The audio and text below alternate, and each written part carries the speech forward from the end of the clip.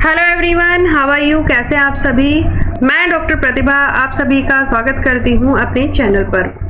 जैसा कि हमने अभी तक समझा कि मनोविज्ञान किसे कहते हैं, आज हम जानेंगे बाल मनोविज्ञान यानी चाइल्ड साइकोलॉजी किसे कहा जाता है।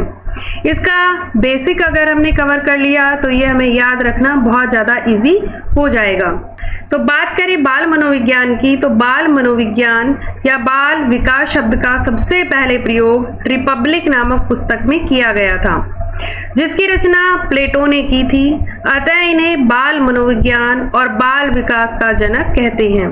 17वीं सदी में इटली के शिक्षा शास्त्री कमेनियस ने धनी वर्ग के बच्चों की शिक्षा के लिए स्कूल ऑफ इन्फेंसी यानी शिशुओं का विद्यालय नामक संस्था स्थापित की और इसी नाम की एक पुस्तक भी लिखी थी।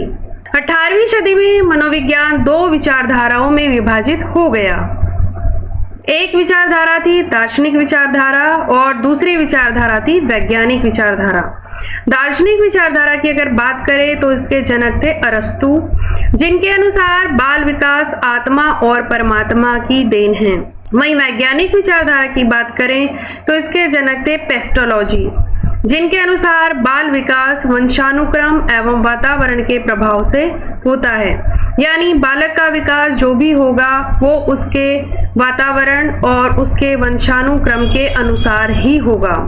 सन 1908 में बाल मनोविज्ञान को मनोविज्ञान की एक शाखा के रूप में शामिल कर दिया गया था। कब? 1908 में। भारत में बाल मनोविज्ञान का आगमन सन 1930 ईस्वी में कोलकाता विश्वविद्यालय में हुआ, जो कि प्रोफेसर गीजू भाई के माध्यम से हुआ था, जिन्हें भारतीय बाल मनोविज्ञान का जनक भी कहा जाता है। 20वीं सदी में बाल मनोविज्ञान प्रभाव इतना व्यापक हुआ कि अमेरिकी मनोवैज्ञानिक क्रो एंड क्रो ने निम्नलिखित रूप से इसे परिभाषित किया। क्रो एंड क्रो के अनुसार 20वीं शताब्दी बालक की शताब्दी है। क्रो एंड क्रो ने कहा कि बालक विकास को ही बाल मनोविज्ञान कहते हैं।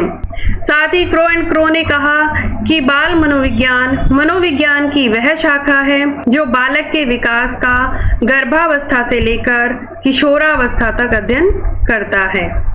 इसके साथ ही साथ एक इम्पोर्टेंट कोटेशन है वुडवर्थ की। उनका कहना है कि बाल मनोविज्ञान का तात्पर्य बालक के विकास का क्रमबद्ध अध्ययन से है। जिन पियाजे का कहना है कि बालक के विकास का नियंत्रण परिस्थितियों में किया गया अध्ययन ही बाल मनोविज्ञान कहलाता है। तो ये एक बेसिक था बाल मनोविज्ञान को जानने का कि किस प्रकार से बाल मनोविज्ञान शुरू हुआ और बाल मनोविज्ञान क्या है। इसको हम इस तरीके से समझ सकते हैं, किसी भी बालक का विकास जो प्रभावित होता है वो उसके वंशानुक्रम और साथ ही साथ उसके वातावरण से प्रभावित होता है। उन्हीं का प्रभाव बालक के ऊपर पड़ता है और बालक का सोचना, समझना और उसके क्रियाकलाप ये सभी इन दोनों चीजों से ही संबंधित होते हैं। उसी से उसकी मानसिकता का विकास होता है और उसका जो क्रियान्वयन है वो हमें देखने को मिलता है। जो बालक के चारों ओर घूम रहा है, यानी जो बालक के विकास को क्रमबद्ध तरीके से देखता है, जिसके अंतर्गत हम बालक का अध्ययन करते हैं, उसे ही कहा जाता है बाल मनोविज्ञान। हमें मोटिवेट करने के लिए वीडियो को लाइक करें, शेयर करें और अभी तक अगर चैनल को सब्सक्राइब नहीं किया है तो please subscribe. Thank you so much.